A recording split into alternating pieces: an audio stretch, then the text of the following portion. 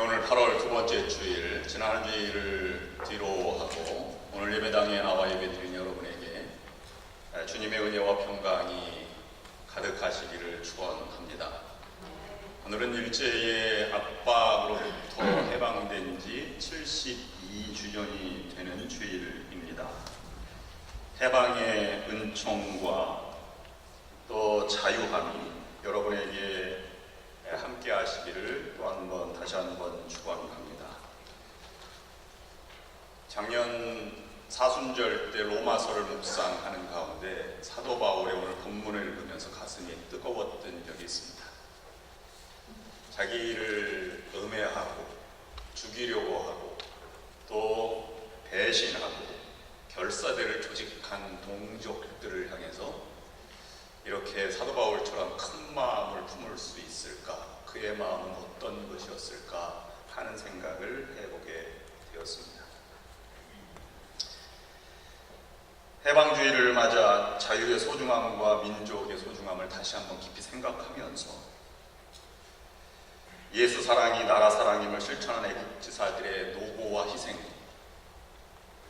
그리고 간절히 해방을 바라고 기도하였던 수많은 국민들과 또 많은 모든 사람의 염원대로 드디어 자유의 나라가 되었습니다. 그런데 생각해 볼 것은 해방을 바라지 않은 국민이 어디 있으며 또 해방을 꿈꾸지 않은 사람들이 누가 있었겠습니까? 그러나 해방의 자유와 또 대한민국의 정부의 수립이 되기까지 바램으로 끝내지 않고 실천하고 고난을 뚫고 살고자 노력했던 믿음과 그들의 정신, 그들의 마음을 다시 한번 헤아려 봅니다. 군함도를 보고 난 다음에 해방주의를 맞이해서 더욱더 가슴이 뜨거워지는 것 같습니다. 자기도 살아남기 힘든 시기에 교회를 더 사랑하고 더 나아가 나라와 민족을 사랑한 이들을 다시 생각해 보면서 어떻게 그렇게 큰 사랑을 가지고 살아갈 수 있을까 하는 생각을 해보게 됩니다. 고통받는 동족의 사람이 귀하게 보였기 때문이었을 것입니다. 다른 사람이 귀하게 보인다는 것은 어떤 것입니까? 자신이 처절하게 고통과 아픔을 겪어본 사람들의 마음일 것입니다. 세상에는 자기도 사랑하지 않는 사람이 있습니다. 그런 자에게 아무 감동과 품격을 느낄 수 없습니다. 또 자기만을 사랑하는 사람이 있습니다. 자기 가족, 자기 사람만 사랑하는 사람들이 있습니다. 그런 사람은 다른 사람을 사랑할 수 없습니다. 자기 자식이 귀하면 남의 자식도 귀한 것입니다. 하물며 하나님의 자녀로서 함께 살아가는 사람들 모두 귀한 사람들입니다. 그것은 그들이 배신을 하였거나 음해를 하였거나 냉소와 조소가 있거나 하는 것과 아무 상관이 없습니다. 그 자체가 귀하고 숭고한 존재들입니다. 사도 바울이 그렇게 보려고 하니 마음의 고뇌가 너무 심하다, 이렇게 1절 말씀에서 고백하고 있는 것입니다. 그렇게 보이지 않는데 어떻게 그렇게 생각할 수 있느냐 하는 것이 바울의 자기에게 찾아오는 궁금증, 질문이었습니다. 그렇게 생각되는 것은 잘못된 것은 아닙니다. 인간이 본래 타락한 본성을 가지고 태어나면 또 자기만을 생각하는 이기심으로 살아갈 수밖에 없는 존재가 되었기 때문입니다. 그러나 그것을 끌어안고 신음하며 살다 보면 그것이 기도가 되고 하나님의 마음을 알게 되는 것입니다. 고통과 역경을 받아들이는 만큼 성숙한 삶을 살아가게 됩니다. 받아들이되 내가 도저히 용납할 수 없는 것을 받아들이는 것처럼 악을 쓰는 것도 아니고 그냥 포기하면서 한숨 짓고 한탄으로 자포자기하는 것도 아닌 그것이 신음을 기도로 또 인내하며 참으며 그렇게 살아가려고 노력하는 자에게 다가오는 품격과 또 진정한 신앙의 사랑으로 한 나라가 이루어지며 감동과 또 자유의 소중함과 해방의 기쁨을 만들어가는 새 시대의 새 사람이 탄생되어져 가는 것입니다. 그들이 살아온 삶을 통해서 믿음의 지평이 넓어졌으며 삶의 진정한 숭고함이 더 넓어졌습니다. 그들의 기도가 기도로 끝난 것이 아니라 희망이 되었고 또 희망이 하나님이 바라는 세상을 만들기 위해서 자신의 삶을 불사른 이들에 의해서 해방의 감격과 대한민국이 세워지게 된 것입니다. 그래서 그 은혜를 지금 우리가 여기에서 느끼고 누리며 살아가게 된 것입니다.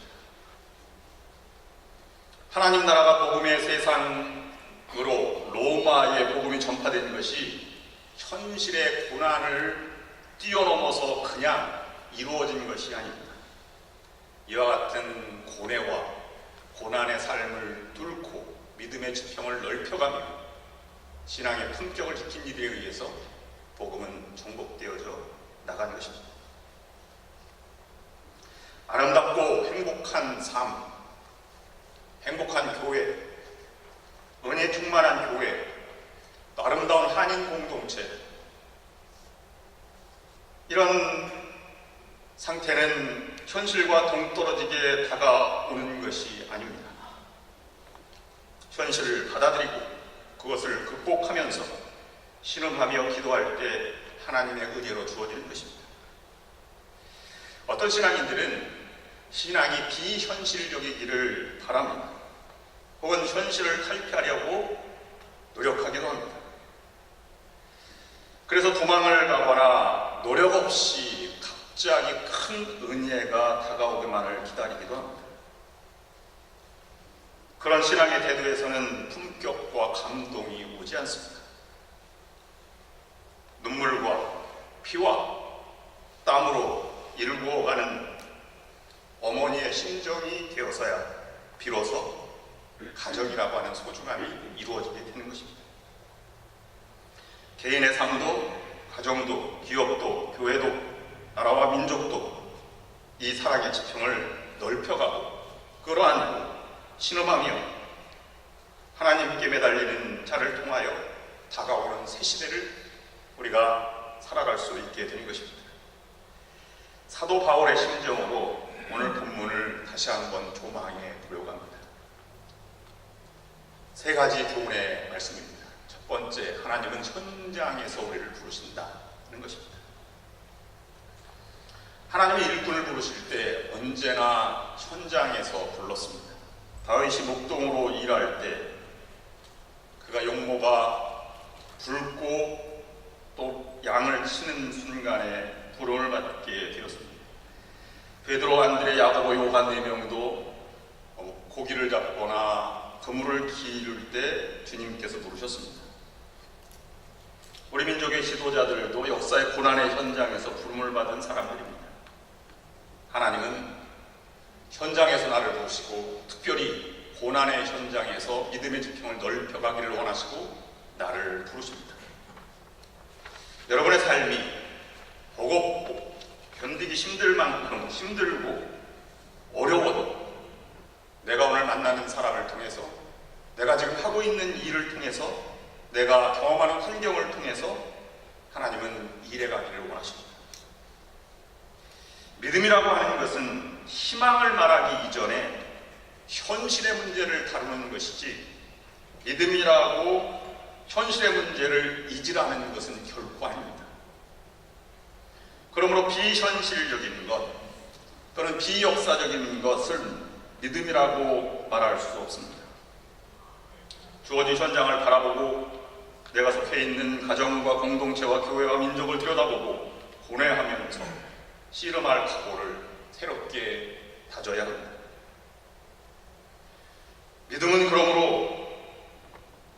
비현실적인 자세에서 그것을 뛰어넘어서 근본적으로 현실적인 삶의 문제를 안고 풀어가려고 노력하는 것입니다.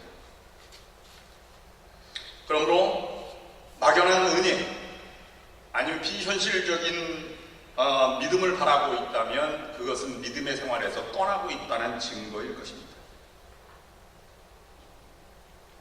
신앙인에게 있어서는 현장에서 부르시는 하나님의 부르심에 응답하는 자세가 그 기본입니다.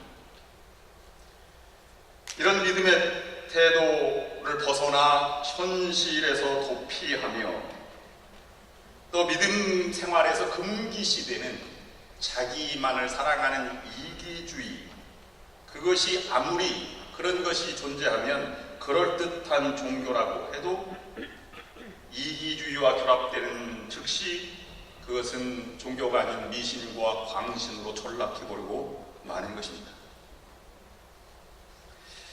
오늘 사도 바울이 우리에게 심정을 말하면서 나는 육신으로 내 결례를 위하는 일이라면 내가 저주라도 달게 받겠습니다, 이 한마디로 사랑을 표현하고 있는데, 그 이전에 사도 바울이 4절부터 5절까지 쭉 열거하면서 이스라엘에게 하나님이 내린 복이 얼마나 많은가, 그런 말씀들을 여기에서 증거하고 있습니다.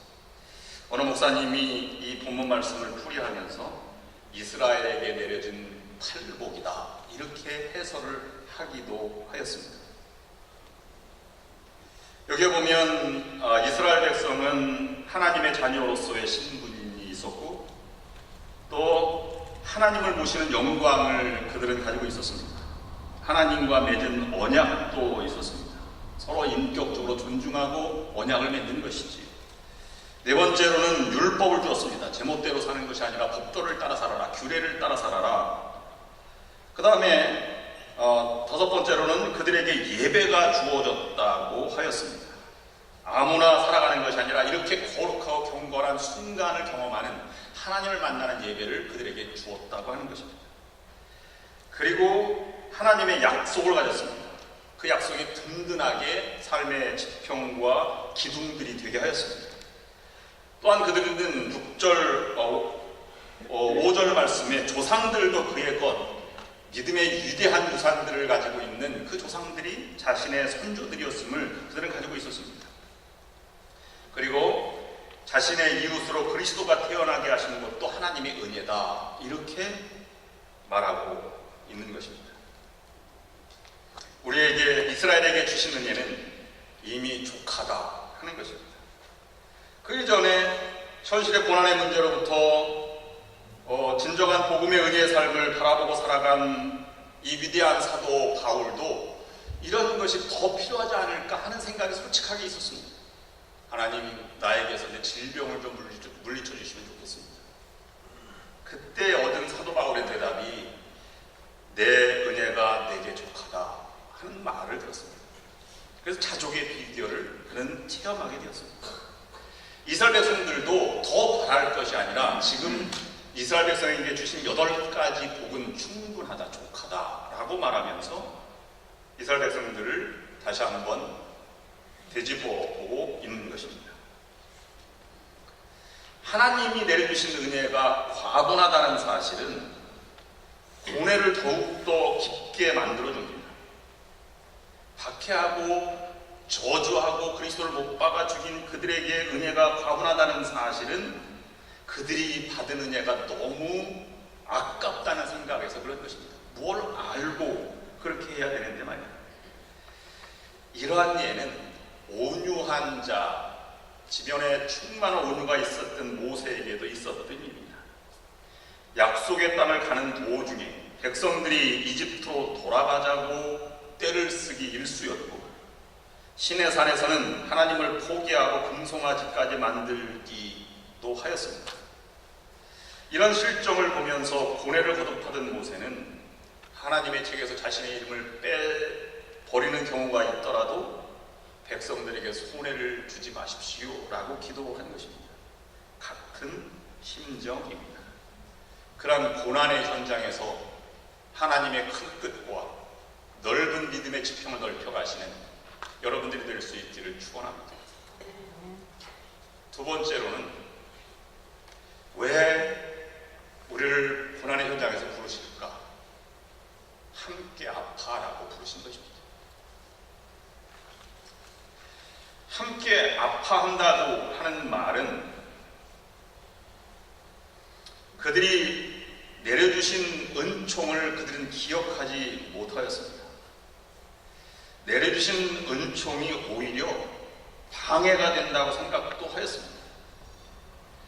그 은총이 모두 종교화되게 되었고 하나님과의 생생하고 인격적이어야 할 관계는 사라지고 죽어버린 형식만 남은 이스라엘을 바라보면서 어떻게 하면 좋을까 하는 것을 사도 바울이 고민했을 것입니다. 호세아서 8장 11절 12절 말씀 보면 이런 이스라엘의 타락을 말하면서 호세아 선지자는 이렇게 말합니다. 에브라임이 죄를 용서받으려고 제단을 만들면 만들수록 늘어난 제단에서 더욱더 죄가 늘어난다. 수만 가지 율법을 주었으나 자기들과는 상관없는 것으로 여기기까지 하였다고 예언하였습니다. 에서는 태어나기를 맏아들로 태어났습니다. 그러나 하늘이 주시는 그 특전을 별로 신통치 않게 생각했습니다. 은혜를 은혜로 알지 못한 것이지 세속적인 이해관계가 더 중요하다고 생각을 하였습니다. 그래서 세속적인 일과 장자의 명분쯤이야 라고 하는 것과 맞바꾸어서 장자의 명분을 잃어버리게 되었습니다. 은총의 통로인 부모와의 관계도 그러했습니다. 여인을 선택하는데 자신이 좋으면 그만이지 부모와의 관계를 고려할 필요가 없다고 생각하여서 자신이 좋을 대로 하였습니다. 그렇게 살아가는 사람은 점점 삶이 꼬이게 되어 있습니다. 에서가 그렇게 꼬여가기 시작했습니다. 결국 이 사람은 지리상의 에돔이라고 하는 변두리에 살게 되었고 은혜에 대해서도 야곱과 정반대의 삶 변두리의 삶을 살아가는 사람으로 남게 되었습니다. 바로 완전히 빗나가 버린 사람입니다. 그런 한편으로 보면 사도 바울을 묵상하면서 그런 것보다 더 중요한 것은 하나님이 주신 고귀한 존귀한 자유와 숭고한 존엄성을 파괴하는 것에서 아파하는 마음과 그들을 함께 아파하고 도와주려고 하는 마음을 가지고 있는 것을 볼 수 있습니다. 더 큰 사랑의 모습입니다. 내가 아픈 것보다 가족이 아픈 것이 더 안쓰럽습니다. 그래서 사랑이 많은 어머니는 내가 대신 아팠으면 하는 마음으로 죄스럽게 남은 인생을 살아가게 되지. 자신도 잠 못 이루고 눈에 눈물이 마를 날이 없는 것이 어머니의 마음입니다. 주님도 죄인된 모습으로 도살장으로 끌려가는 어린 양의 모습으로 십자가를 지셨습니다. 대신 아파하는 것입니다. 바울도 심한 고통, 도살장의 양 같은 고난 속에서도 하나님의 사랑을 말하였습니다. 우리는 다른 사람의 아픔이 보여야 신앙인입니다. 아픔이 보이면 어떻게 하겠습니까? 함께 아파해야 옳습니다. 우리의 눈에도 눈물이 마를 날이 없어야 합니다. 잠 못 이루는 일이나 나 때문이 아니라 이웃 때문에 아파하고 잠 못 이루는 날들이 많아야 합니다. 지금 사도 바울은 이스라엘 백성을 아파하고 있는 것입니다. 하나님의 특권을 잃어버리고 종교로 전락한 능력을 잃어버리고 품위 있는 은혜를 잃어버린 동족을 아파하고 있는 모습입니다. 세 번째 오늘 본문에서 묵상하고자 하는 것은 회의와 냉소 비관을 넘어서 그 아픔을 함께 아파하는 것보다 더한 내 아픔으로 끌어안았다는 것입니다. 아파하는 바울을 동족들은 오히려 주저했습니다. 그런데 바울은 그들을 끌어안았습니다. 주님이 로마 군인을 끌어안으시는 것처럼 말입니다. 어머니는 자식이 아프면 그냥 잠 못 이루어만 하나요? 아파하고 눈물만 흘리고 죄의식만 가지고 살아갑니다. 절대로 그렇지 않습니다. 사방팔방으로 뛰어다니며 무슨 강도라도 찾으려고 눈에 불을 켜고 찾는 것이 어머니가 아니겠습니까? 수로보니게 여인처럼 개가 될지언정 개에게 주인의 상에서 떨어지는 빵 한 조각이라도 잡으려고 하는 것이 어머니의 심정일 것입니다. 그것이 부모의 마음입니다. 사도 바울에서 그런 모습을 우리가 바라보게 됩니다. 제가 초등학교 5학년 때 저는 이제 시골에서 살았다고 제가 늘 말씀을 드립니다. 경기도 화성군도정면 5공. 어릴 때 고무신을 신었는데요. 고무신을 사주시지 않아가지고 고무신 앞에 이렇게 구멍이 이렇게 크게 엄지발가락 쪽에 뚫렸습니다. 근데 우리 뒷동산에 도토리를 주스러 갔는데 장수풍뎅이하고 도토리하고 이렇게 주서 이제 놀기도 하고 이렇게 하는데 거기에 옐로우 자켓 벌, 한국말로는 말벌 2마리가 이렇게 있는 것이 바닥에 보였어요. 근데 참 5학년이니까 얼마나 어려웠습니까? 근데 그걸 죽이려고, 나를 죽일 것 같아가지고 죽이려고 발로 이렇게 밟았는데 하필 부러진 발가락 고무신 사이로 2개 말벌이 발가락을 딱 쐈습니다. 여러분, 말벌 잘못 쏘면 죽는다 하지 않아요? 근데 갑자기 이게 딱 전신이 마비가 되더니 두드러기가 온몸에 쫙 나는 거예요. 그래서 집 뒤뜰이니까 엄마에게 막 갔더니 어머니가 너무 놀래가지고 죽나보다 이 아들. 이웃집 아주머니에게 막 연락을 했습니다. 근데 병원이 너무 멀고 할 수가 없어서 이웃집 아주머니가 얘기하는 것이 뭐냐면 그 옛날에는 지붕 그 변소 뒷간에 있는 집들을 모아서 태워서 그 연기를 쐬면 낫는다 뭐 이런 얘기를 어서 들으신 거예요. 근데 그 뒷간에 이 지푸라기들이 5개의 성, 다른 성을 가진 뒷간에 집이어야 한다는 것입니다. 근데 우리 마을은 시종마을이라 다 송씨뿐이에요. 어머니가 한 2시간 만에 돌아오셨어요. 온 마을을 다 뒤져다닌 것이죠. 10리는 더 갔을 것입니다. 부엌에서 그 연기를 쬐서 쬐고 났더니 두드러기가 하나돼서 기적처럼. 발은 그저 한 2달, 3달 동안 고생을 했지만 말이에요.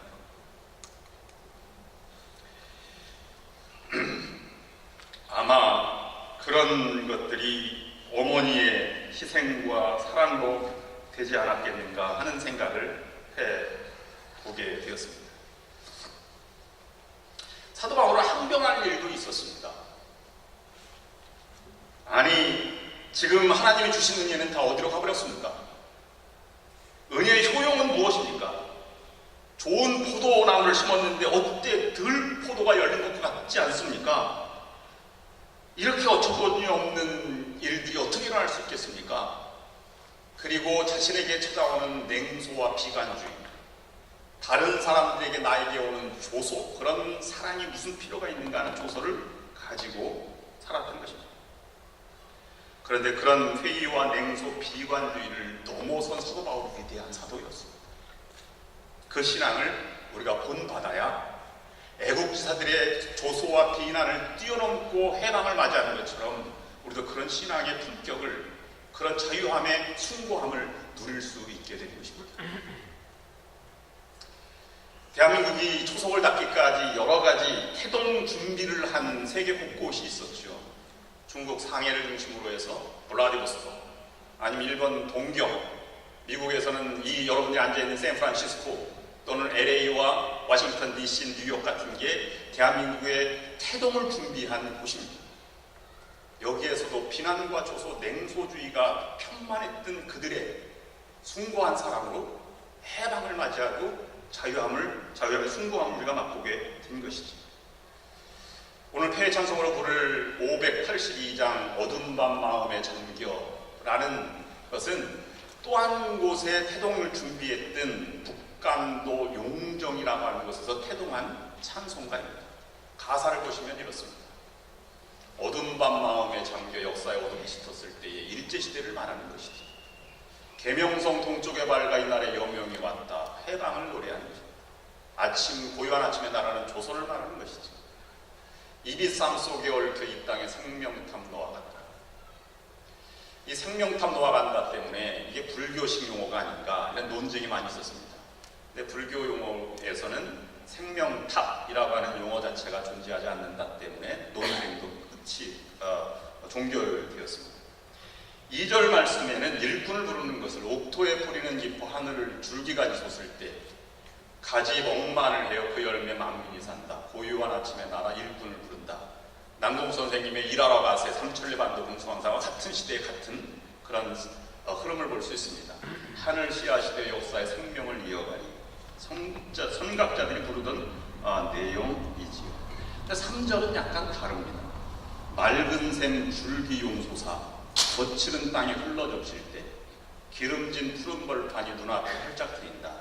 지금까지 해방을 노래하면서 또 다른 세상을 노래하고 있습니다. 고요한 아침에 나라 새하늘 새 땅아 요한계시록 21장에 나오는 것을 여기서 노래하고 있습니다. 길이 꺼지지 않는 인류의 횃불되어 타거라 미래의 소망을 노래하고 있지요. 여기에서 보면 이 1절과 2절 말씀에는 김재준 작사의 이동희 곡으로 찬송가는 되어 있는데요. 3절은 문익환 목사님의 글귀가 포함되어서 70년대까지는 2절까지만 있었는데 70년대 이후에 찬송가 개편되면서 3절이 들어오게 되었습니다. 맑은 샘 줄기용소사라고 하는 것은 북한도 용정에 있는 마을을 상징하는 것이고요. 일송정 푸른 소라 이것과 비슷한 이미지를 가지고 있습니다. 거친 땅에 흘러적실 때는 만주벌판을 얘기하는 것이고요. 그 다음에 고요한 아침의 나라 새하늘 새 땅아 이것은 새롭게 다가올 그런 나라를 꿈꾸는 노래입니다. 문익환 목사님이 재판을 받을 때 감옥에 계셨는데 그때 홍성우 변호사가 그때는 필기를 지참하지 못했는데 문익환 목사님이 이렇게 이 구절을 꼭 암송해 가십시오. 그러면서 불러준 것이 3절이 되었다고 합니다. 그래서 그걸 가족에게 전하게 되었고 찬송가에 들어오게 되었다는 것입니다.